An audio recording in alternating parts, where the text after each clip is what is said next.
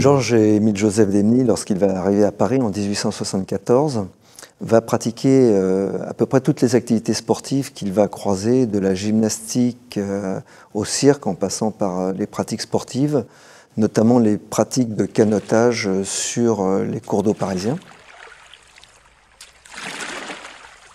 Georges Demny est devenu préparateur de la station physiologique à l'âge de 32 ans, en 1882. Mais 2 ans avant, il a fondé un cercle de gymnastique rationnelle dans le 17e arrondissement à Paris.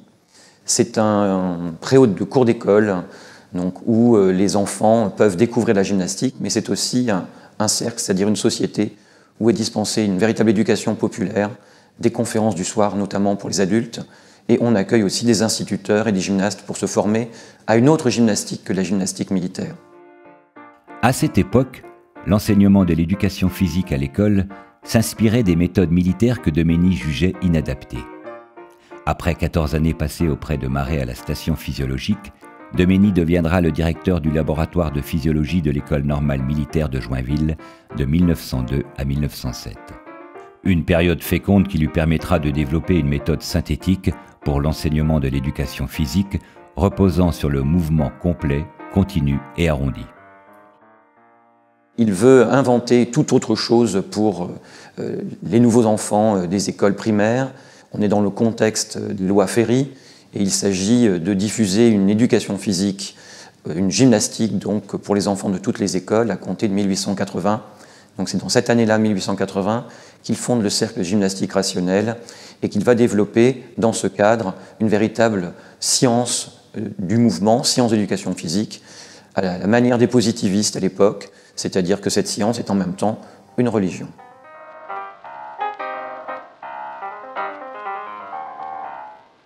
Loin de Maret, maintenant, Georges Demny va finalement s'imposer dans le champ de l'éducation physique. Il règne en maître sur cet espace pédagogique entre 1898 et 1908. Il est à la fois celui qui préside à la formation des instituteurs pour le département de la Seine. Il donne le cours supérieur de l'université pour la formation des professeurs des collèges et des lycées, et puis il est professeur de physiologie appliquée à l'école normale militaire de Joinville-le-Pont. Bref, il a le contrôle de l'ensemble du champ pédagogique de l'éducation physique, mais qu'il complète aussi par la production d'un certain nombre d'ouvrages scientifiques, les bases de l'éducation physique, les bases scientifiques de l'éducation physique, Mécanisme et éducation du mouvement, 2 ouvrages qui, en 1902 et 1904, vont marquer les esprits. Et puis, bien sûr, il contrôle les congrès pédagogiques français, internationaux, et il accompagne cette entreprise d'un certain nombre de publications pédagogiques à destination des enseignants qu'il décline pendant plusieurs années. Ça lui vaut d'être officier de l'instruction publique en 1898, la Légion d'honneur en 1904, en 1907 et 1908, il obtient même du ministère de l'Instruction publique la création d'un certificat d'aptitude à l'enseignement de la gymnastique du degré supérieur qui est destiné aux maîtres de gymnastique qui deviennent des professeurs de l'enseignement secondaire. C'est peut-être l'ancêtre, on peut considérer comme l'ancêtre de l'actuel CAPEPS, le certificat d'aptitude au professorat de l'éducation physique et sportive.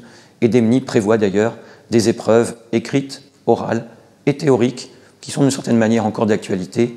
Et parmi ces épreuves, il y a déjà une épreuve d'histoire de l'éducation physique.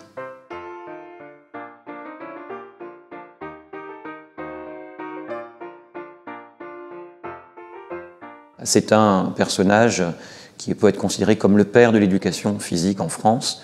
Et il a fondé son combat sur la science. C'est son outil pour l'emporter sur ses concurrents, en quelque sorte.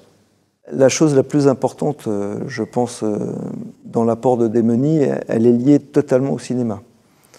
C'est-à-dire que cette idée de synthèse et de geste continu, c'est ce qui va faire la marque de fabrique de Georges Demny, même si on en a très peu parlé. Mais en fait, c'est fondamental dans l'évolution de sa conception de la pratique physique.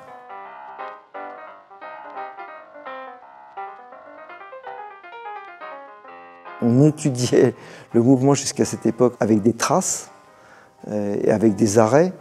On a souvent dit que cette période-là était une période de décomposition du geste. Or, Georges Demny, très tôt, il comprend que le cinéma, ça va être fondamental pour comprendre justement ce mouvement. Il inaugure la recomposition du geste, et donc le mouvement. Demenny impose ses théories à travers le règlement de 1902 qui s'applique à l'enseignement de l'éducation physique dans l'armée. Il consacre le mouvement complet, continu et arrondi qui est le résultat d'une approche scientifique du mouvement corporel observé, par exemple avec les outils de la chronophotographie. Mais son travail s'éloigne d'une autre méthode qu'il a soutenue à ses débuts et qui conserve des défenseurs, la méthode suédoise. Georges Demenny a triomphé avec l'adoption du règlement de 1902 qui s'impose aux instituteurs et aux militaires, et il a face à lui des adversaires violemment dressés, à savoir les partisans de la méthode suédoise, celle qui est défendue à la même époque par le docteur Tissier.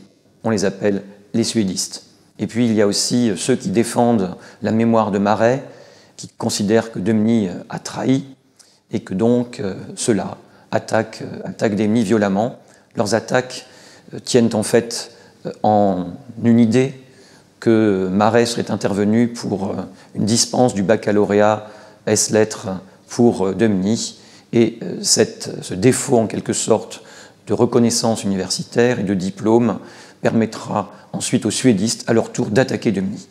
La charge sera particulièrement violente en 1910 lors du congrès d'éducation physique de la jeunesse, où là le docteur Tissier fait montre d'un antisémitisme, d'une xénophobie exacerbée. Demenny est traité d'israélite hongrois et sa méthode est considérée comme une méthode qui n'est pas française. Et là, Demenny éprouve les pires difficultés à se défendre parce que Tissier lui reproche d'avoir abandonné la méthode suédoise, et il est vrai que Demenny reconnaît que sa méthode a finalement évolué. Entre 1891 et 1910, Demenny s'est lentement séparé de la méthode suédoise défendue par le docteur Tissier.